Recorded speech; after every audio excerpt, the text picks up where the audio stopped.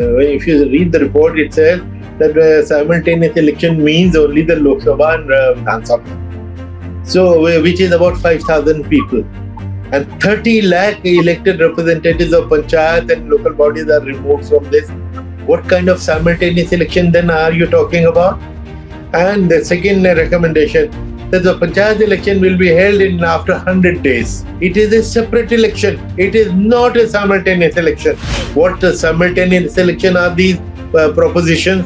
So obviously they haven't thought through. Media is totally docile these days. They have not torn this report to bits as it deserve to be, dragging Mr. Kovind, a thorough gentleman that he is, into this kind of a Sarkari committee is wrong. You have seen how these committee reports, what kind of fate they meet. So dragging a former Rashtrapati was inappropriate. It's a very nice reference book, which is it's a nice, very historical document, but its recommendations leave much to be desired. The arguments in favor of the simultaneous election, that it will save money and it will save the time of the government and the leadership, and it will prevent dislocation of the normal work and development work and policy paralysis. Now, some of these are totally fallacious arguments. So you are really so much concerned and so much bothered. I have written many articles giving an alternative route. If the idea is to cut down expenditure, if I tell you some alternative suggestion, this was in the government's hand and a 30-second solution, why have they not even considered it? I've written many times. Why have they? Have I not heard any comment on it anywhere? Because that puts a question mark on the sincerity of the proposal. Even if Parliament is amend the constitution, it will be questioned in the court, and the final word will come from the court, and there they will go by their own principle of basic structure of the constitution. Every way it is undermining the authority of the state elections. It's undermining the federal and the democratic ethos of the country. Constitutionally also, it doesn't look like a bright idea. So my final question to you, Mr. Qureshi, is this an idea whose day has come and shouldn't be implemented at all? A warm welcome to HW News Network, your one-stop show, Truth Be Told, for some engaging and thought-provoking conversation. Modi cabinet has given a nod to one nation, one election.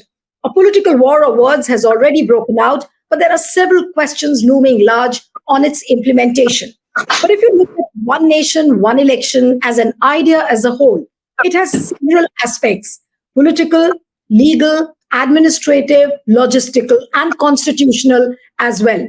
So is this an idea which should be imposed on the nation?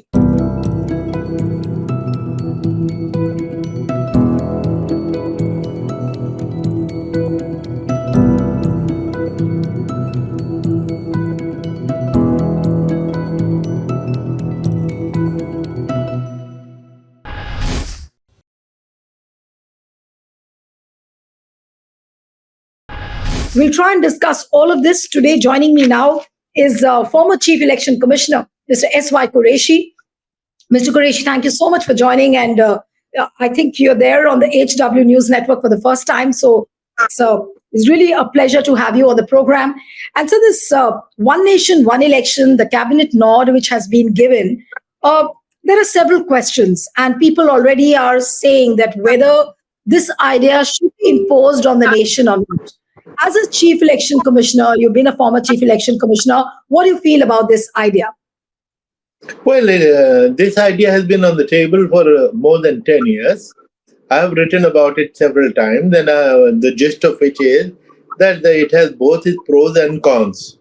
The pros are very simple, that all three tiers of democracy, the Parliament, Vidhan Sabha and Panchayat, the voter is the same. The polling station where you go to vote is the same. The people who conduct the elections, the district administration is the same. Security machinery is the same. Therefore, it makes a logical sense that a voter goes inside the polling station instead of pressing one button, one machine at a time, and then going again 2-3 years later. So she presses all three at the same time. That seems to make it a very easy proposition. So that is the benefit. But at the same time, whether now it is good, very good for election commission, because for 5 years election commission will be free, they can entertain themselves. So, but convenience and comfort of election commission cannot be the consideration. Ultimately, it is the right of the people to exercise their democratic right, which is crucial. I had heard one BJD politician say that if you ask the people, they love frequent election because election, the vote is the only power they have. And if they are deprived of this power for full 5 years, nobody will care for them. No MLA, no MP will come back to them, which has happened many times. How many times we have seen posters put up in the constituency, MLA is missing, Gumshuda ki talash, missing, my name, so much award. So because they don't go back. Now, to avoid such a situation, a repeated election at least will bring them to the door of the voter repeatedly. So, to that extent, they feel very, very important. This is their empowerment and this is the accountability of the politician, which is very important in democracy. So, that is the thing against simultaneous and more in favor of a staggered election. Now, maybe I'll answer your next question. Now, this was one bit, like you explained, that, as far as accountability is concerned, the accountability can get reduced because now you will have elections once in 5 years. Now, coming to the other aspects, that, what happens to the federal structure? Because the state assemblies will be at a disadvantage. They will have to play the second fiddle. So does it destroy the federal structure? The smaller parties, it doesn't augur too well for the smaller parties as well. So what does one say when it comes to the federal structure? So is one nation, one election capable of destroying this federalism of the country? Yeah, exactly. That is what is being said.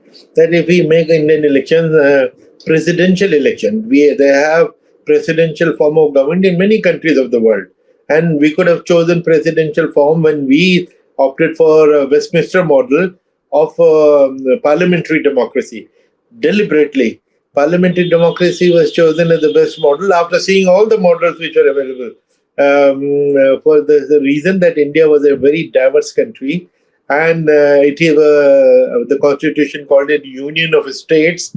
So primacy in this arrangement is of the states, and they come and form a union and give some power to the union. Now, the union becoming larger than life increasingly, historically over a period of time, has been an encroachment on federalism, and which is what many states and party leaders are protesting.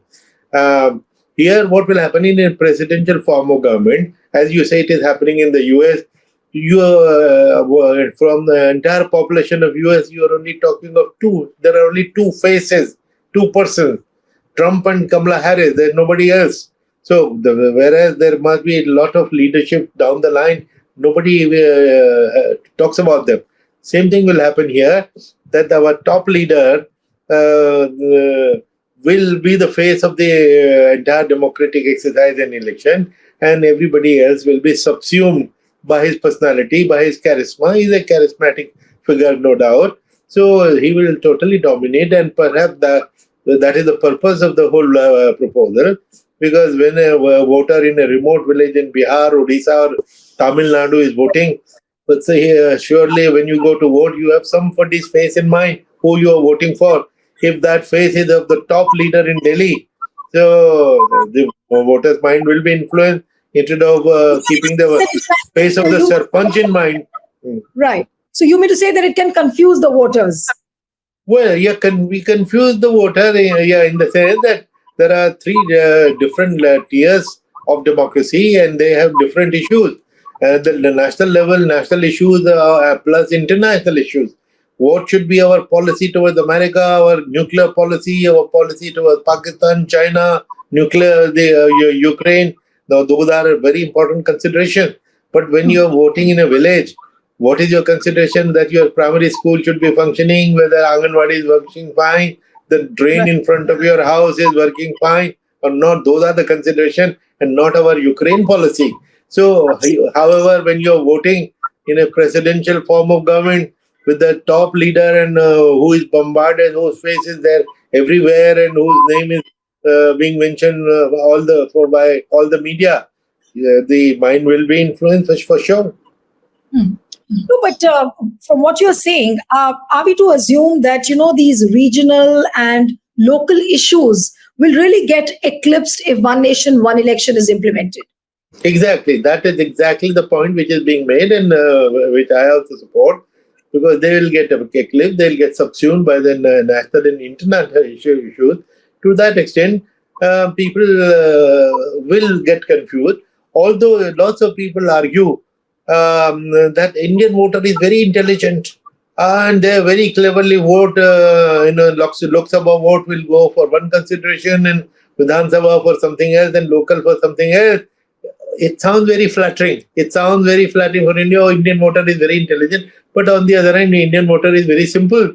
So they're getting influenced by the blitz of high power, high pressure media will surely influence. And there has been a study which I had mentioned in one article which is published in my book also. I don't have the exact figures, but broadly, it says when the elections are held simultaneously, 77% people vote for the same party.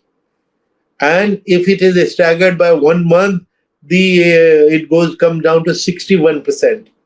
And if it is staggered further, it comes down even further, which means that issues are different and people have different opinion for their leaders at that level. And one example which we should remember is the Delhi example.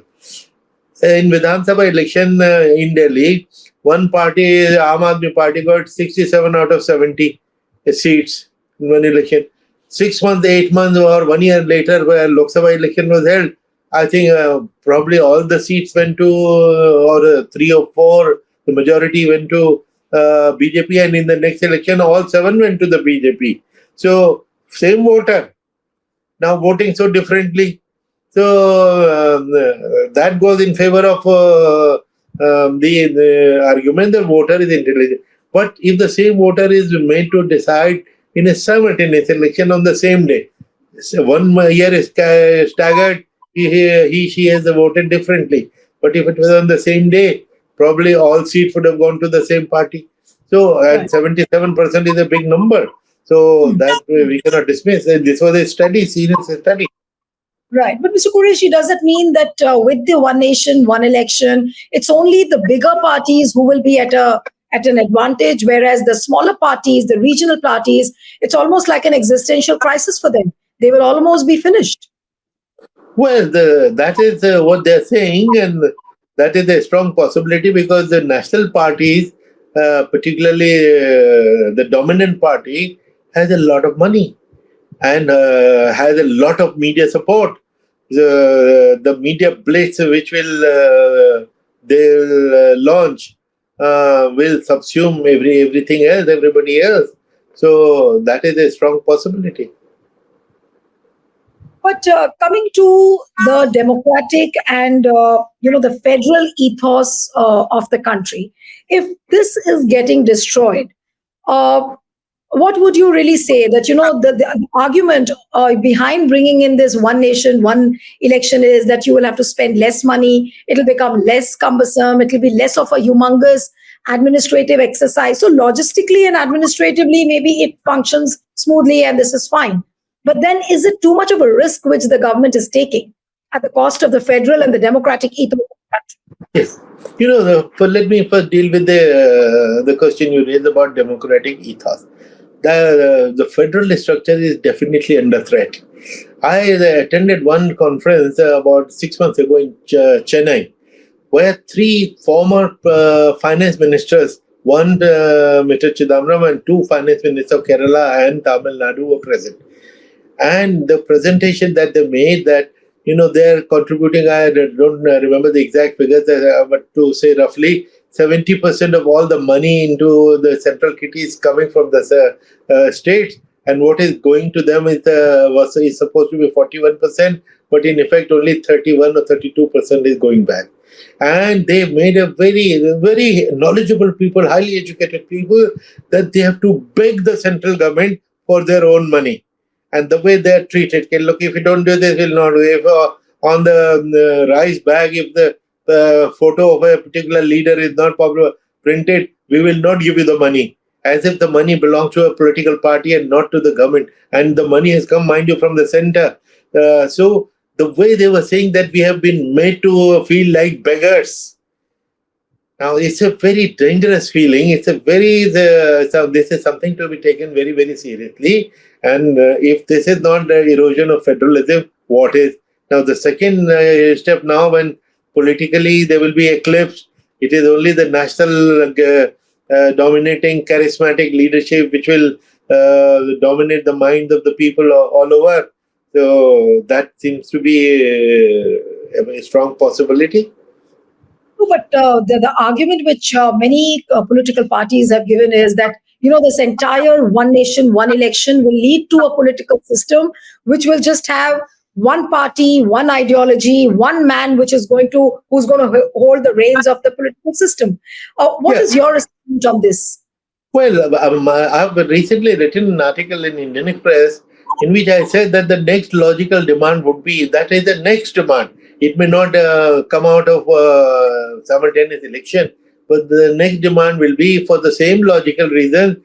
Look, there is so much of kharcha, so much of that, and so let there be only one party. Why have so much of contest? Because if the greater the contest, the more the expenditure, the more the bitterness. So let there be one party.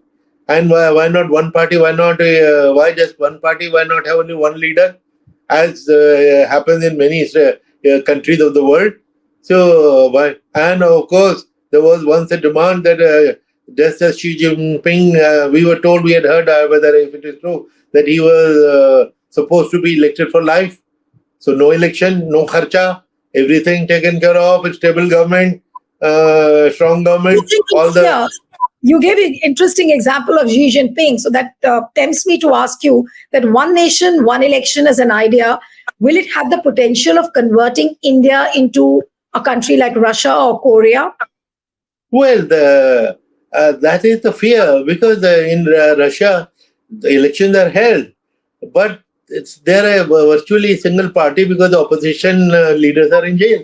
So, or they're assassinated.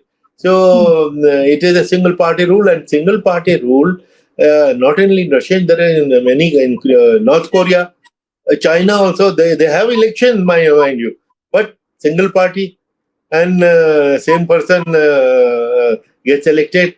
So, and even in smaller countries like Vietnam, Laos, and other places, 98% turnout. So it's a single party rule. So do we want to be equated with those countries? We are the largest democracy in the world, vibrant democracy. Why do we want to dilute the respect which we have achieved over the last 75 years? But coming to the implementation part of it, and as far as the Election Commission is concerned, it means extra deployment of forces. It means extra deployment of EVMs, because so far what you have said in your many interviews that for the state assemblies, for the Lok Sabhas, these EVMs are being recycled every 6 months or 7 months, depending on when the election is being held, and the same EVMs used for panchayat elections as well. Now, if you have a simultaneous election, do you think that that's really going to be feasible to have those extra EVMs, to have that extra manpower? Because there is a manpower constraint, undoubtedly. Yes, sir. Yes. Yeah. Well, Election Commission wrote to Kovind committee and earlier also to the government that they can do it. Election Commission is capable of conducting simultaneous election, but they said that logistically they need 2-3 things. One of which, as you spelled out rightly, we need 3 times the number of EVMs and 3 times the VVPATs. Now, when I say 3 times, what is the number involved? Currently, we have approximately 20 lakh EVMs and about the same number of VVPATs. That means 40 lakh more will be required. And each machine costs about 20,000 rupees. And 40 lakhs more will be required, and they require manufacturing time. 2 to 3 years it will take to manufacture so many machines, maybe even more. So it is a huge logistical challenge. And the cost will be humongous, thousands of crores. The proposal says that it is for saving costs. Elections are very expensive, but then you will be spending a lot more money to create this infrastructure. Of course, they might say that it is only one time, but future elections will become cheaper. Yeah, fair enough. But in the first place, you have to find the money. Then the election commission has said they need more manpower. 15 million people conducted the last election, and finding manpower is actually a problem which people don't know about. We do it very quietly. Constitution says that president or the governor will not refuse any manpower we ask for. So, and it is compulsory for every government servant who has been summoned by the election commission to come and do the election duty. And if they don't, FIR is filed against them. So they are so scared.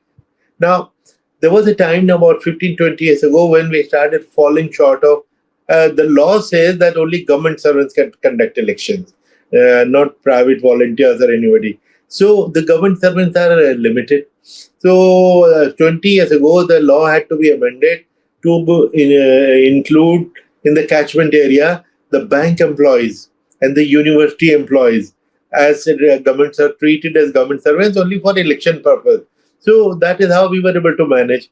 Now, if we require 5 million more people, so it will create a problem. Who will be declared as government servants? I think next will be party workers should be declared as government servants and should be inducted to conduct the election. So that problem also cannot be dismissed. And security, of course, 3 tiers, lowest level requires a lot more security than even Lok Sabha election. So Right. altogether, there is a lot more violence in the Panchayat election. So we need more security. Can we make that available? Already we have to haggle for 700, 800 companies. One company has 80 to 100 soldiers of paramilitary forces. Now imagine how many more companies will be required. So the election commission has spelled it out, and it should be considered. But this brings me to the question of deployment of forces. Now, if you have a simultaneous election, obviously the paramilitary forces will have to be brought in, even from the border areas. Now, does this become a security threat as well? Because all the terrorist organizations or the lumpen elements will have their eyes set on this lean period, when the borders will not be fully manned. Then you will have a period where the lumpen elements would know that all the security is focused only on the elections. So does this open the country to a larger security threat? That's a very valid question, but many people haven't answered this as yet. Yeah, actually, Neelu, many people have not even asked this question. You are the first one who has asked me this question. So, and it is a very valid question because when we discuss the enlistment of the paramilitary forces with the Home Secretary, this is the point that they have to thin the borders, they have to withdraw it from Naxal areas, from northeast, from difficult areas. They have to be withdrawn, and for a prolonged period of 3 months. So one answer is that if the election are simultaneously shot in only one phase, and for 1 month you give us 3-4 times the force, but we'll free them in 1 month, they can go back. Now, Home Minister has said repeatedly, and so has the Prime Minister, that law and order situation in the country has improved. In the left-wing area, the situation has improved, which means these forces are now easier to deploy.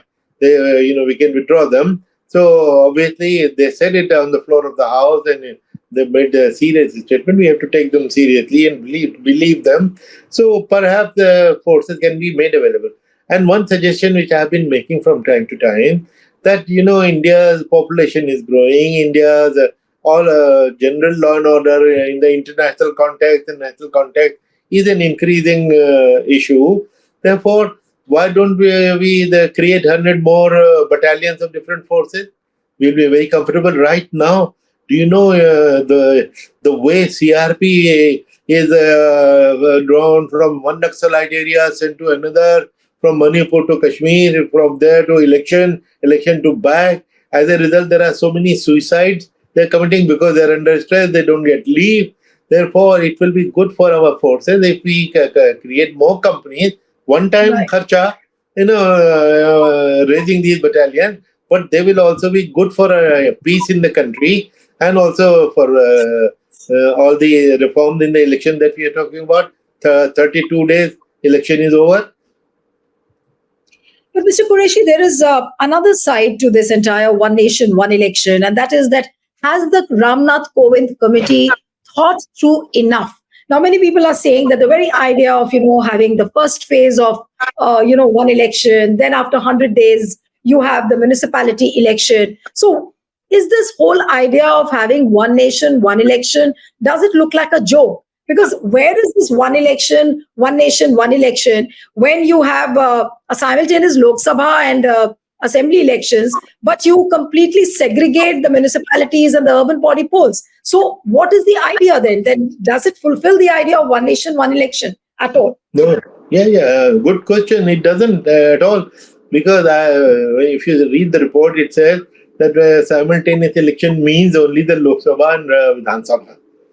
So, which is about 5,000 people. And 30 lakh elected representatives of panchayat and local bodies are removed from this. What kind of simultaneous election then are you talking about? And the second recommendation, that the panchayat election will be held in after 100 days. Now, 100 days is neither here nor there. It is a separate election. It is not a simultaneous election. It's a separate election with the entire bandobast repeated. And the entire bandobast repeated within the 100 days means it's a huge exercise. It's the most difficult management event of the world, the biggest management event. Before you get over your fatigue, you are deployed again. Ask if within your family, if you have school teachers who have been deployed on election duty, ask them, those ladies and gentlemen, more ladies, whether they would like to be put on this duty again within 100 days. So now they have no, as you use the right word, they haven't really thought through this. And another flaw in their argument, that if if some Vidhan Sabha loses majority and the state government falls, so election will be held. Now that is not a simultaneous election, but it will be held only for the remainder of the period. Now this creates another problem. I spend lakhs and crores for a 5-year term. Here I'll spend those 5 crores for a 2-year term, 2.5-year truncated term. So what are we suggesting? What simultaneous election are these propositions? So obviously they haven't thought through. Fortunately, since the media is totally docile these days, they have not torn this report to bits as they deserve to be, because at least these defects need to be pointed out. And I would like to remind you of one example of a precedent we had. In fact, dragging dragging the person of former Rashtrapati into a Sarkari committee is inappropriate. I've been saying it repeatedly. Now, you will remember 20 years ago, there was a scandal in cricket of betting or something. And the then Chief Justice, Mr. Chandrachud, the current Chief Justice's father, who just retired, he was made the chairman of the investigation committee. And his report was, he was so abused by the people, the whole nation, because his report was full of flaws. He was no longer the serving Chief Justice. As Chief Justice, what he says is law. But as a former Chief Justice, you are just a citizen. So dragging him into this kind of a controversy was unfair. Similarly, dragging Mr. Kovind, a thorough gentleman that he is, into this kind of a Sarkari committee is wrong. Now, what is the procedure about a Sarkari committee? It will submit it to the government. The government will send it to the law ministry. The section officer will first examine it. Then the under secretary will examine it. And up the hierarchy, this will be examined. And you never know what kind of, you have seen how these committee reports, what kind of fate they meet. So dragging a former Rashtrapati was inappropriate. Do you think anybody is going to be overawed by the fact that he was the president? No, but Therefore, as even far if the recommendations are absurd, let us accept them because he said it. No, No, but Mr. Ramnath Kovind could have said no also to the committee. So, he's of too, course, yeah, true, but he's too much of a gentleman. He's too much of a gentleman. He could have said no. He should have, in the first place, he should have been asked to do this, and he could have said no. But gentleman that he is, he agreed. And of course, he did his job very sincerely. I was going through the report. He did so many meetings himself. Almost every second day, third day, he was meeting people, and the kind of the number of representations. And the one good thing about this report is it has reported truthfully, honestly, everything that was presented to them. Every argument against the simultaneous election is also truthfully recorded. All the previous committees which had whatever there, it's all there. It's a very nice reference book, which is it's a nice, very historical document, but its recommendations leave much to be desired. but as far as the constitutional amendments are concerned, because that is the legal requirement to sail the one nation, one election idea. Now, there'll be a constitutional amendment. Some 18 constitutional amendments have been proposed. But the idea looks very foolish because now the Modi government doesn't have that kind of a mandate. When they had a brute majority, they didn't float the idea. But now, when they don't have a majority, they've cleared it through the cabinet. So, is there some kind of a thoughtlessness on the part of the Modi government? Why did they at all? Are they taking a risk? Because what happens if these constitutional amendments don't sail through? Yeah. No, actually, that's a very good point you raised, and that's being raised otherwise also. And the answer, I don't want to stray into this political domain. I want to stay on the constitutional aspect. But what people are saying that they say the red herring to start a debate on something which may become a non-issue to distract attention from some serious issues on which the government doesn't want people to focus. So you feel that this could be a diversionary tactic also of the government? I don't want to comment on it, but that is what I've heard from so many Right. people in the last 2 days. No, but constitutionally, and I'll come back to the constitution again, that you said that there is a threat on the federal structure. Constitutionally, it doesn't look like a very bright idea. It's leading to a political system where we will just have apparently one party, one ideology, one political system. So is this too much of a chance? And, the reaping of monetary and logistical benefits, that is what is being projected by the government, that, there'll be a monetary benefit, there'll be a logistical benefit, which has been promised by one nation, one election. So are we taking too much of a risk as far as, preserving the federal and the democratic ethos of the country is concerned?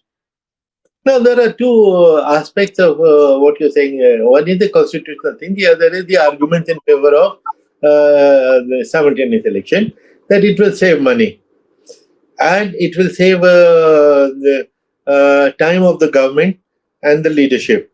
And it will prevent dislocation of the normal work and development work and policy paralysis. Now, some of these are totally fallacious arguments. Number one, let us take the money thing. The estimate of 2019 election by Center for Media Studies was that 60,000 crores was spent. Now, personally, I feel this is a money very well spent. This is very good for economy because it is politicians' money being recycled to the poor because it creates lots of jobs for them. So that's a nice thing. So, and secondly, if you are really so much concerned and so much bothered, I have written many articles giving an alternative route. If the idea is to cut down expenditure, if I tell you some alternative suggestion, which is there is a cap on individual candidates' expenditure, or the MLA or MP. Like for MP, it is 95 lakhs. Now, but there is no cap on the expenditure which a political party spends on them. They can spend 10 crores, 20 crores. They cannot do it in England, UK, from where we borrowed the model. So one simple suggestion, put a cap on political party that they will spend only an equal amount. From 60,000 crores, it will come down to 6,000 crores. This was in the government's hand, and a 30-second solution. Why have they not even considered it? And I've written many times. Why have they? Have I not heard any comment on it anywhere? Because that puts a question mark on the sincerity of the proposal. If you really want to cut down the expenditure, you tell me whether this is not a logical solution. Nobody has bothered to even comment on it. So they may have commented on private, but they haven't done it. So therefore, secondly, everything comes to a standstill. That is totally fallacious. All I suggest to you and your viewers, please download. It will be very useful. Keep it on your table all the time for years. Model Code of Conduct. The Model Code of Conduct prohibits only one thing. Only one thing. New schemes. No new schemes can be announced. Now, why is it that 4 years and 11 months the government in power does not think of new schemes, and all the bright ideas come to their mind only 1 month before the election? And then they say, look, because of the model code and because of the wretched election commission, we cannot do it. We wanted to do it. Now, who are they fooling? So Right. this is absolutely wrong. Nothing comes to a standstill. Everything is allowed. Everything should continue. And in fact, in case of a national calamity, even new schemes can be started. And even without any calamity, a new scheme can be started in consultation with prior approval of the election commission. To give you one example, there was one case when government wanted to reduce the petrol price by 2 rupees. If an election was going on in 5 states, the voters would have been very happy and would have voted for the party in power.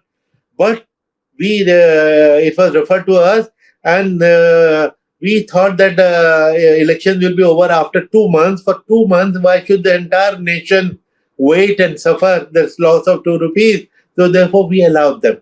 By a considered decision. Opposition raised the question, but when we explained to them that they have taken our permission, it was all quiet.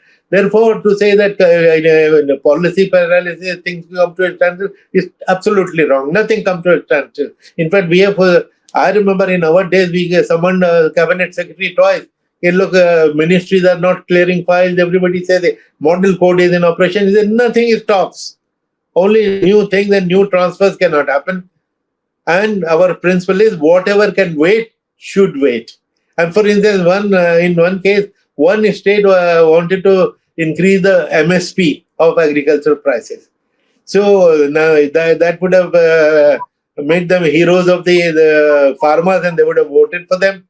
We don't allow this kind of seducement of voters. So we looked at the previous year. He says, give us the dates of the previous years. When was the MSP announced? They were announcing it, wanted to announce in February. We found that for the last 20 years, they've been doing it in April. So why were they announcing it? Just to get political advantage? We said, get lost, nothing doing. So something which can wait, will wait. And what cannot wait, we allow. Absolutely. Now, my last one or two questions, and those are related to the election commission only, that now if this one nation, one election gets rolled out, so what happens to the state election commissions? What happens to the electoral rolls? I was thinking, are we going to have a universal roll, electoral roll? Then will the state commissions, the state election commissions, like the idea that, the election commission of India becomes the final arbiter in everything? So is it not undermining the state election commissions? Is it not, again, then it comes to the federal structure if you're having a universal electoral roll? How do you see these points, sir? Yeah, a very, very good point, because one good thing, one good recommendation of this committee is that there should be one electoral roll, because voter is the same. Whether you're voting for a panchayat or for Lok Sabha or Vidhan Sabha, you and I are the same voter. So what happens is many times that you voted for Vidhan Sabha, when you went for panchayat, your number is missing. Why should it be missing? And the number of voters can fluctuate in every election, because there are two independent authorities doing it. The State Election Commission and the Election Commission of India. Now, State Election Commission, mind you, is a separate constitutional body, not subordinate to Election Commission of India. It is totally independent. Now, the report says that in coordination and consultation with each other, they will do one. Now, it is easier said than done. Now, the State Election Commission may feel that one DM is not delivering and they want him changed. Election Commission of India says, no, we want him. So it will lead to a lot of conflict, but obviously it has not been thought through. One is that State Election Commission should be abolished and the task should be given to Election Commission of India, as was being recommended as was being recommended by Boyle Committee in 2005 or 6 or something. They came to see us. I was in the Election Commission then. They said, we would like to hand over Panchayat elections to you also. I said, thank you very much. We said, because they are the dirtiest elections. We cannot handle them. We don't want to get involved because we have a large, big task in hand and we are doing it well. So why do you want to dilute it? Please don't do it. They accepted our logic and they did not recommend such a thing. But the issue which you have raised of coordination with the State Election Commission or their subordination to things will be unconstitutional because they are independent constitutional bodies. So, which means that in every way it is undermining the authority of the state elections. It's undermining the federal and the democratic ethos of the country. Constitutionally, also, it doesn't look like a bright idea. So, my final question to you, Mr. Qureshi, is this an idea whose day has come and should it be implemented at all? Well, I don't know. Now that cabinet has passed, it will be introduced in Parliament. The fate will be decided in Parliament, and hopefully, since it has to go through constitutional amendment in Lok Sabha, Rajya Sabha, in half the states, and as you rightly said, that when they had absolute numbers, they did not do it. Now that they don't have that majority, they are a minority government, a coalition government. So taking this up is tough. And while this committee says that out of 47 political parties who responded, 32 have supported it. Now, it is, everybody knows those 32 are part of the NDA. They will support it. Now, BJD had supported it when they appeared before the commission last year. Now they are out of this coalition. Ask them now, they are now opposing it. So therefore, the 32 is neither here nor there. How many break away at what stage, we don't know. So what would you suggest, and that this is my last question to you, that should it be implemented or should the implementation be put on hold? Of course, the parliament is going to decide, and who knows, it might be challenged in the court also. So will the court become the final arbiter whether at all this idea will be rolled ahead or not in the country? Yes, absolutely. Because even if Parliament is amend the constitution, it will be questioned in the court, and the final word will come from the court, and there they will go by their own principle of basic structure of the constitution. And federalism is core basic structure of the constitution. Surely, so if the court looks at that particular angle of the basic structure of the constitution, then I'm sure this idea would be demolished by the court then. Well, you can't be sure of court's decision, because court is actually some individuals at that particular time. We have seen the same Supreme Court, one bench saying the same thing, another bench saying something else totally, or after a few years. Therefore, to predict the decision of the court will be presumptuous.